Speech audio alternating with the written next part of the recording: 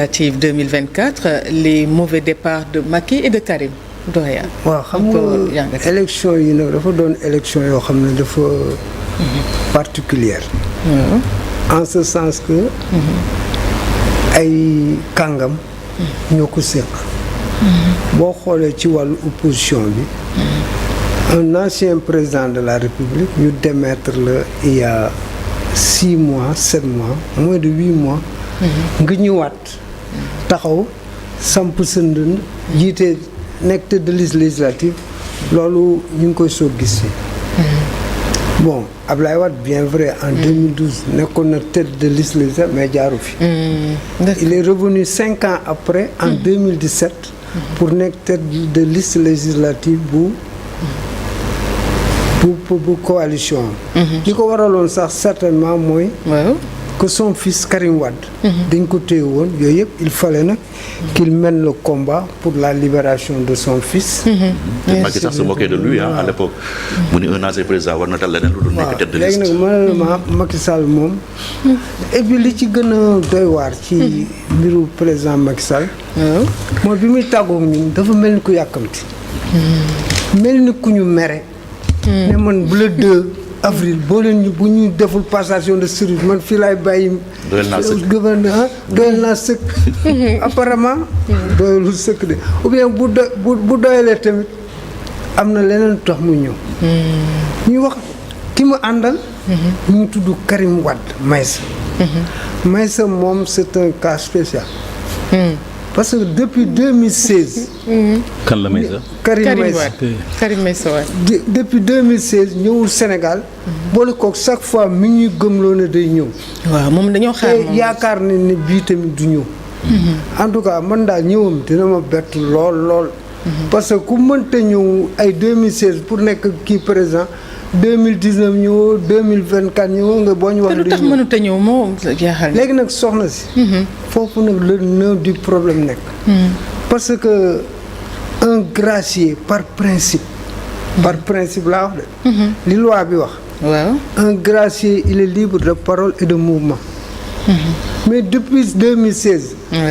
Karim n'a jamais été libre de parole et de mouvement. c'est ça. lan la lay yónnee SMS. lan la lay yónnee WhatsApp.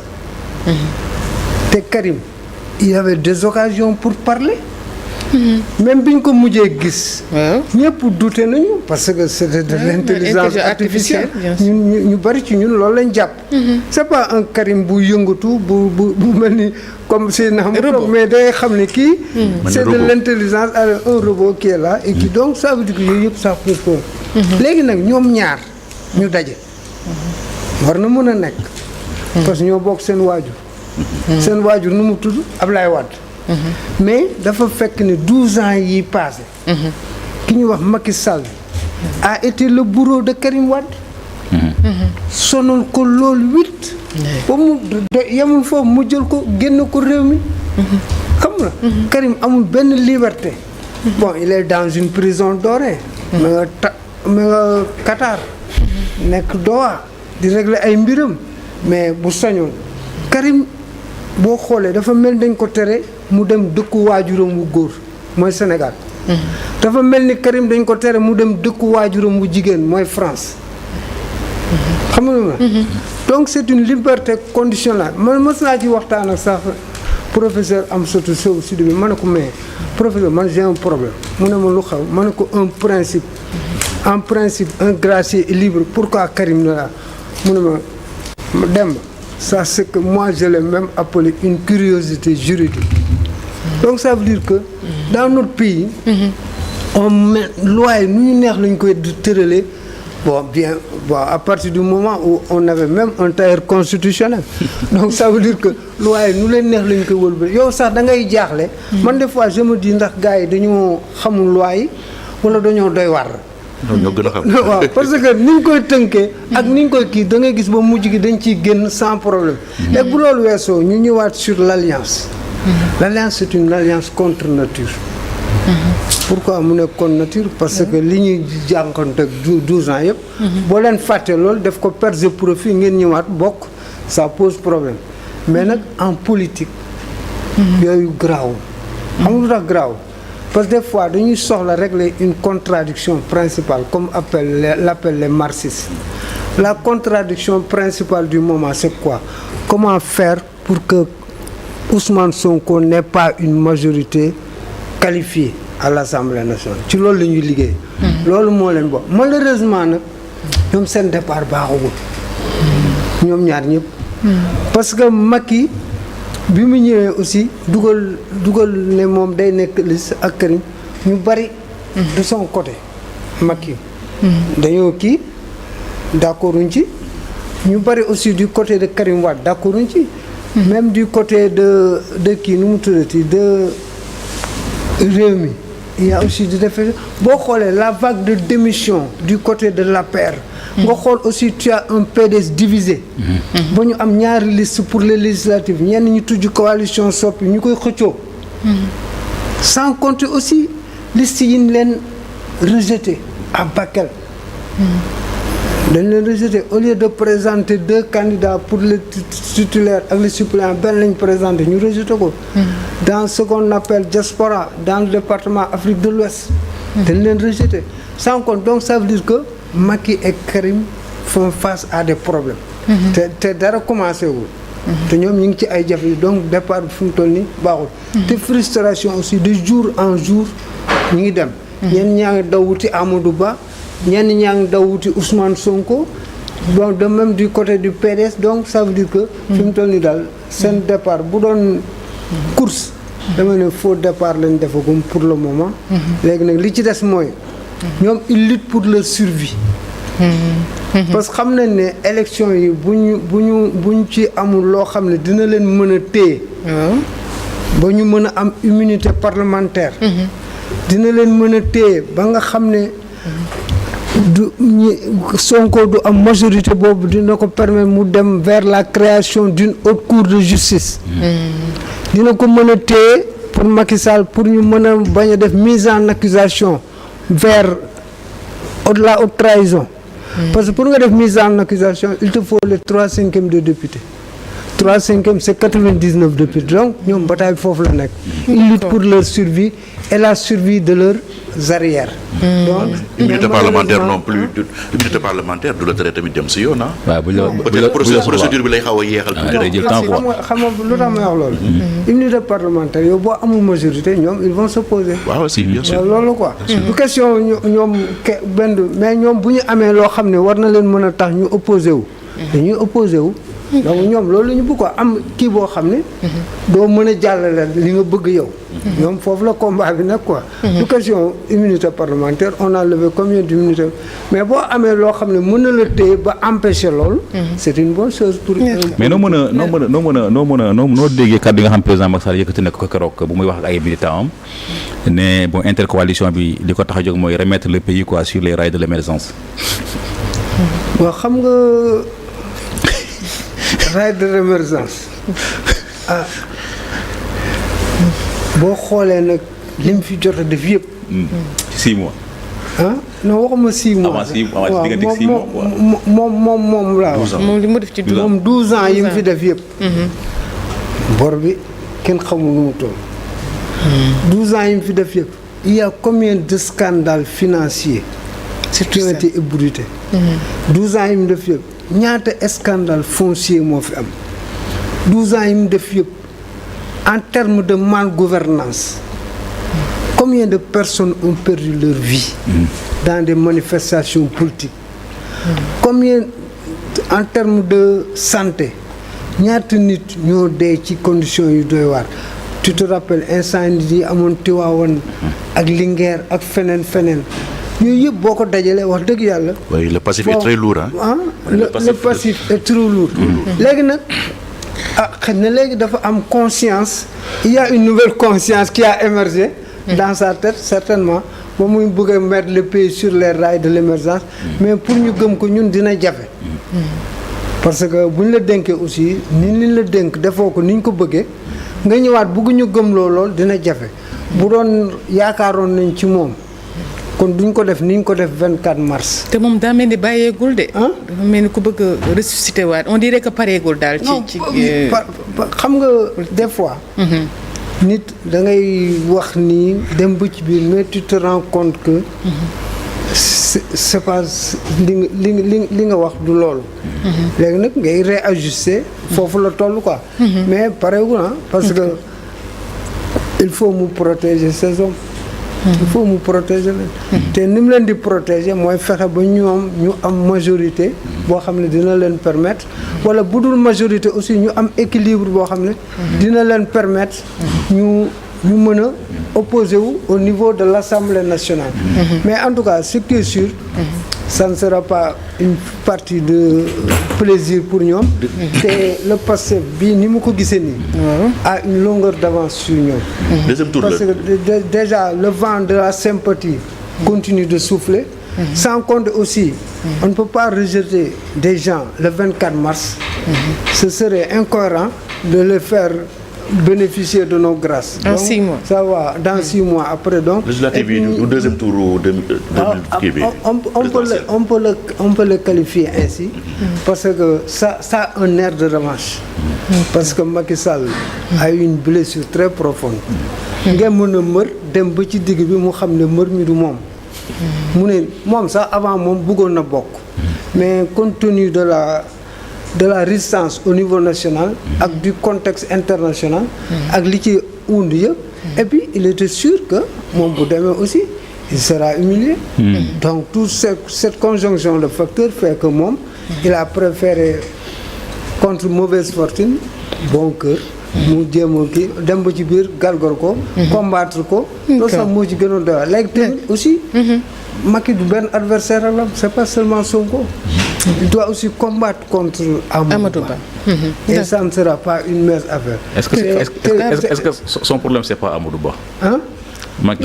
Non, double problème la am. Amadou Ba mi koy décimer c'est ça parce que parti bépp fu mu toll nii ñu si bëri si ñoom dem nañu fekk ji Amadou Ba. waaw xam nga va et vient la quoi am na ñoo xam ne aussi. dañuy dem ak ñëwaat waaw am na ñoo xam ne dem nañu jóge nañu ci Amadou dañu àndandoo Amadou le cas de Abdoulaye Dieye Thiès. waaw ak Malick Sall ak ñeneen dañu dem ci kii donc. ñoom ñoo bokk daal ay mbir xam nga ñu bokki ndam moom war nañoo mën a demalante dikkalante mais quoi qu'il en soit Sénégal yi daal man jàpp naa ne dans leur subconscient collectif ñoom am nañ benn direction te direction bi nañu et puis boo interroger l'histoire ku la jox añ yaakaar naa dina la jox reer surtout ni mu la ko yekkalee ni mu rafetee le 24 mars. Boobu bu yeboo nga mën a xaar reer bu neex le 17 novembre. La bataille de Dakar aura bien lieu. La bataille de Dakar nag aura bel et bien lieu xam nga lu tax. Parce que ñoom dañoo bokkoon ay jamono bokk yoon. ñu bokk yoon mu ñuy wax Yewwi Askan Wi. mu am ñaar leader nag charismatique ñu fa nekk kenn ki mu tudd Ousmane Sonko. kenn ki tudd Barthélémy Dias ñu dem ba féewaloo ba ñuy dem ba di waxante wax yu ñaaw boo xoolee sax am na benn jamono metti na Bart mu ne ko Ousmane Sonko ne ko yow je te qualifie de Judas Pierre xam na dans l'histoire chrétienne Judas a été le symbole vivant de la trahison du Christ. kooku bu ñu demee ba qualifié ko wax nga nekk chrétien ñu wax la loolu il ne va jamais pardonner ça. Au-delà de ça aussi. Abass Fall. on l'a évincé de son poste dans le bureau. kooku tamit moom du leen ko baar. donc il y a deux revanches. revanche du côté de Barth ak revanche du côté de Abass Fall. léegi nag. parce que ñoom dañuy wax ne toujours ñoom ñoo fal Sonko Yewwi Askan Wi noonu waa kii waa Pastef ñoom ñoo tax Barth nekk kii léegi nag c'est l'occasion pour Barth de prouver que sans yéen man je peux être maire foofu la bataille moo tax bataille mais loolu naka la mën a nekkee d'autant plus que boo xoolee ci liste départementale bi Barth du ci candidat waaw du ci candidat mais ñoom ñooy coacher Sonko c'est Sonko qui coach Abass. Barth mooy coaché Babacar Mbengue le maire de Yarakh qui est la tête de liste. C'est une guerre à distance. loolu quoi nekkuñu fa mais bu ñu gañee Abass Fall Sonko la ñu gañee logique c'est ça loolu bu ñu gañee Babacar Mbengue on a gagné Barth. donc c'est ñoom ñëpp ku nekk boo sañoon. sa poulain day am ndam. bu amee ndam sa ndam la. donc yooyu yëpp bu dajaloo aussi. day moo tax la bataille de Dakar sera âprement. Abbas Sall nag commencé na am ay problèmes. je ne sais pas comment il va essayer de tempérer ça. mooy problème parce que am na ñoo xam ne au niveau de Dakar surtout du côté de Grand Yoff. ñu ngi koy dingat par rapport à ces manœuvres antidémocratiques. ñoom waa Pastef lañu ñu ngi koy dingat ne lañ daal ñoom du woon seen candidat et cetera am na coow yu jot a jutu je ne sais pas nag. Quelle sera sa capacité à tempérer cette ardeur débordante des uns et des autres, éteindre ce feu qui couvre sous la cendre foofu la bëri parce que jamono yi c'est le temps de positionnement et de manœuvre. yow bu la yàlla dimbalee ba ñu jiite la il faut nga fexe ba li gars yi li xale yi di wax balle à terre. sinon da lay indi ay bañ a wane fugg quoi. non jaru ko. mais est-ce que nekkul aussi xooloo ni waa parti parce que instant bi ñu ngi déroulé parce que yaa ngi wax sànq dafa mel ni que ñoom dañu nekk à l'avance par rapport ak opposition bi parce que gis nañu récemment Ousmane Sonko génn na def benn point de presse daal di fësal lu xóor yi nga xam ne amoon na ci nguur yi Macky Sall 650 milliards 2500 milliards ex tey ji aussi ñu gis ne président Bassirou Diomaye Faye war naa génn encore pour projet vision 2050. Wow. Est-ce que nekkul genre campagne déguisée quoi. non en tout cas xam nga on ne peut pas soustraire à un homme qui gère un État d'appuyer sur deux levier économique et levier politique toujours ñoom ñooy dem ensemble kenn mënu leen ku loolu mënuñ dara te l'homme qui gère un État aussi c'est un acteur politique te toutes les occasions sont bonnes pour nga dérouler te la politique qu'on le veuille ou non c'est la gestion des opportunités qu'on le veuille ou non c'est la gestion des intérêts qu'on le veuille ou non c'est la gestion de situation. Oui. Et comme que l'occasion faisant le larron, tu en profites. D'accord. Ma dolli la si bourse sociale yi ñu suspendroon te président annoncé ne dinañ ko fay. mais ça da koy fay sans compter aussi parce que même étudiants yi aussi dégg naa dañ leen di fay seen bourse à partir d'aujourd'hui. Sans compter aussi ces nominations de ces derniers jours. ñoom ñëpp c'est des jeunesses patriotiques. Surtout les chargés de mission. Chargés de mission yëpp ñoom ils sont de Pastef ñi nommé ñëpp. Donc ça veut dire donc ça mënuloo ko tere parce que c'est son droit le plus absolu c'est lui qui nomme au poste civil et militaire. Mais yow da ngay xool ne il y a certainement. mais aussi dañuy woote yaxanal aussi quoi rupture la ñu demandé woon quand même. waaw rupture. dañu c'est que bu ñu jaay sénégalais benn affaire en contrepartie ñu bëgg a ñëw di ko imposer sénégalais yi comme ça dafay yomb. waaw rupture la ñu demandé loolu moom da léegi rupture dafa laaj rationalisation. te ñoom aussi ils nous vendent que de la rationalisation. Léegi cette rationalisation exige de leur part. Ils nous avaient promis que les agences seraient fédérées en une, par exemple FONSIS, FONGIP, DER, ANPEJ ak ADPM yooyu yëpp dañ ne woon dañ ko def mais jusqu'à présent on les attend. Léegi le problème mooy chargé de mission. C'est une fonction fourre-tout. Pourquoi faire amul leen mënuñu ko defee chargé de mission léegi nag ces maigres ressources là li leen ñaan en tout cas li ñu def nii bu mu prospérer. waaye bu mu prospérer parce que bu mu prospérer aussi ça sera fatal. parce que ñun aussi Sénégalais yi dafa am lu ñu wax. ñu am yaakaar. ñu am yaakaar juñ def ci juñ kii ci ñoom. te loolu waruñu ko décevoir. donc ça veut dire que. donc nañu fexe daal ba seeni waxi démb. méngoog seen i jëfi tey moom la sëñ Abdou Lahad daan faral. ñu dem ci troisième point bi côté boobu nga wax noonu contribution bu ndaw laa ci def bu ñu waxante dëgg aussi côté boobu moom seen waxi démb méngoowul ak seen jëfi tey. waaw à certains égards. parce que boo xoolee ba xool mboolem agence yi nga xam moom la président Macky Sall bàyyoon Ousmane Sonko ak Bassirou Diomaye Faye dañ ko maintenir ba noppi case fa seen responsable politique.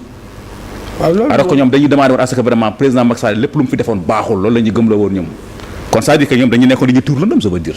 xam naa parce que mënoo wax ne président Macky Sall li mu fi defoon baaxul mboolem agence yi mu fi taxawoon baaxul tey jii nga toog ci pouvoir bi maintenir les mêmes agence ba noppi teg say nit teg fa on se pose la question et puis chargé de mission pourquoi faire lan mooy important chargé de mission yow mënoo jékki-jékki wax ne gars yi léegi damay rationaliser les dépenses na ngeen fexe léegi ba seen bureau yi bu mu amati naanu kaay café léegi café gi nañ koy jéem a xool benn barab bu ñu koy defee pour rationaliser les dépenses ngeen wër bëtiku di jël ay chargé de mission di leen fay installer pourquoi et puis pour caser ay clientèle politique c'est les mêmes mais procédés dégg nga nombre de charges d'émission yi amoon ci temps bële. même procédé la dañ ne woon Macky 345 la. même procédé la lii ma gis nii amul benn changement mais bi mais chargé de mission lépp luy liggéeyam. amul sens ah Famara wala tànn nga ñu si. chargé de mission chargé de mission amul benn sens clientélisme politique rek la ñuy caser ça c'est tout à fait ñu ko évident. gars yi doon utiliser très souvent régime yi dañuy am ay militants yoo xam ne dañ leen di bëgg a caser léegi yow mieux vaut ñun nga wutal leen lu ñu sàq mi à l'époque c'était 300 000 francs avant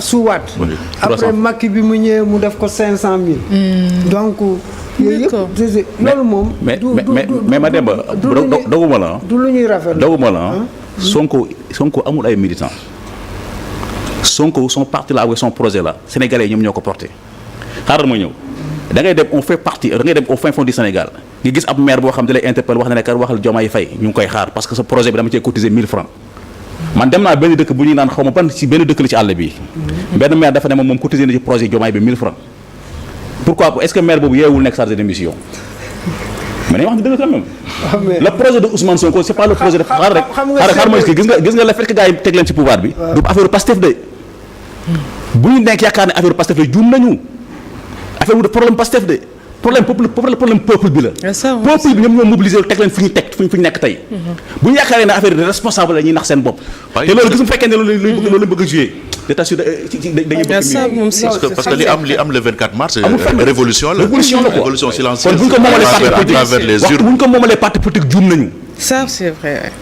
même projet bi sax tant que les populations ne se l'ont pas approprié mënul am njëriñ donc il faut ñu fexe ba population yi approprié wu projet bi le projet bi ñuy teg tey il faut population après pour mu am njëriñ parce que bu la ci kenn naxa boo bëggee mbir mu dox mooy li Pierre doon wax sànq tout ce qui se fait sans moi est contre moi te wax dëgg yàlla Seyna wax na ko gars yi dañoo investir énergiquement socialement moralement économiquement gars yi ils ont subi beaucoup de préjudices à travers le Sénégal donc loolu au prix du sang donc yooyu yëpp c'est des sacrifices énormes xam nga constat ci domaine yëpp dafa am ay manque boo jëlee éducation boo jëlee santé bëriwul ña fay liggéeyee parce que main d'œuvre main yi bëriwul léegi foofu la ñu war a recruter au lieu que ñuy recruter ay chargés de mission yooyu xaalis boobu xaj na dans le domaine de la santé dans le domaine de l'éducation et dans d'autres domaines où les populations souffrent donc lii c'est à déplorer très sincèrement et que nañu corriger le plus rapidement parce que sénégalais yi xaaruñu woon lii en réalité ça ne doit pas prospérer quoi bu yeboo ñu yemale ko fii d'accord jéemul lijjanti leneen ñu terminer doyen ak convocation bu Cheikh Dieng un pas vers l'éclatement de la vérité en tout cas les gens dañ doon jooy ne lu tax ba léegi mbiru Cheikh Dieng kenn lijjantiwul docteur Cheikh Dieng moo nekkoon directeur général ONAS léegi ñu wàcce ko moom bi ñu ko wàccee nag def na ay accusations yu grave par rapport à la gestion de l'eau à Touba par rapport aussi ak marché yooyu mu dénoncé te ki mu accusé il s'appelle Cheikh Tidiane Dièye l'homme nag a brillé par son silence bon dina yónnee ay second couteau ñuy wax tout ça léegi nag la justice s'en est saisie il a fallu même que ay ñoom Thierno Alassane Sall porter plainte ak ñeneen ay Bougane ñu kenn xam ñëpp porter plainte pour la justice am kii sans remède quoi léegi dugal na ci loxoom léegi on verra mais nag foofu man benn mbir moom may jaaxal tuuti xam nga lii mës na xew temps wu Ablaye Wade Mamadou Seck à l'époque ministre bi ñu ko accusé de détournement dafa démissionné pour seetal teram ne président xam nu ñu def man comme que dañ maa takkal te liñ ma takkar ay milliards la te sama der da mën na cee yàquwal dara léegi dimbali ma rek nga wàcc ma delloo la lenge yi dem lijjanti mbir moom ba mu jeex ma soog a ñëw yàlla dimbali ko mu régler lenge yi bi mu paree nag Ablaye Wade jëlaat ko nommé ko ministre. parce que un ministre pour nga traîner ko à la DIC c'est pas facile. il faut haute cour de justice donc kii bi du doon c'est un combat inégal quoi. parce que on peut écouter Cheikh Dieng et ne pas écouter kii. donc privilège de juridiction léegi moo ñu waroon dimbali moom ministre Cheikh Dieng démissionné. dem taxaw ne maa ngi nii taxal ma leeral ko parce que on parle des milliards ah c'est des milliards. milliards du lu ndaw ah ay millions ngay wàññi ba mu mat million. muy 1 milliard donc ça veut dire et puis comme que ñoom ñoo woote transparence transparence ci sa bopp lay commencer. bien sûr. man ne bu mu daan kilifaam dama koy démissionnel demul lijjanti lii après boo leeree bu leeree après nga ñëwaat. c'est faisable. bien sûr. parce que mënuñu aussi sunu xaalis bi di naaw nag ak yeneen scandale yi fi am yëpp. le cas de Azer ak. mais Azer garaawul sax mais xoolal Prodac bi rek. ndekete gars yi avant projet bi sax ndekete nañ 2,53 milliards toog di xaaral. avant l'enregistrement du contrat. non Prodac moom c'est le scandale du siècle. avant l'enregistrement du contrat ndekete nañu 2,3 milliards jox ko ay nit ñu tëye. c'est un carnage financier. Ah oui, c'est le scandale du siècle. Non aussi la ñu war a leeralee Azer bi ah. Azer bi aussi dañu ko war a leeral. Azer bi aussi dafa war a leer nañ. Azer bi ils nous doivent la vérité quoi dans cette histoire là. Parce que c'est quoi 92 milliards. des milliards man daal jàpp naa ne 1700 villages. jubal. C'est du service. Man je pense quand même que c'est un bon signe. C'est un bon signe le fait que voilà problème bi am. Ça prouve que quelque part. Il y a une volonté de bien faire pour certains parce que mënoon nañ ko nëppal comme li fi amoon na fi ay scandales yu métti yu doy waar yoo xam ne voilà connivence ñu nëppal ko mais le fait que dénonciation yi di am mais man je pense que c'est un excellent signe et que dañoo war a continuer sur cette voie seulement rek ministre bi comme ni mu ko waxee dafa waroon na démissionner pour mettre à l'aise tout le monde dem leeral mbir mi tribunal mais malheureusement ça n'a pas été fait donc de facto le dossier est bloqué parce que bu ñu entendre partie bi te mënuñu entendre partie bële donc il y aura pas de poursuite réellement en tout cas man daal nee naa seen slogan jubanti nañ ci teg leeral. D'accord en tout cas di la jaajëfal bu baax rek doyen Mademba Ramata Dia ñu ñëw léegi ci l'invité de presse.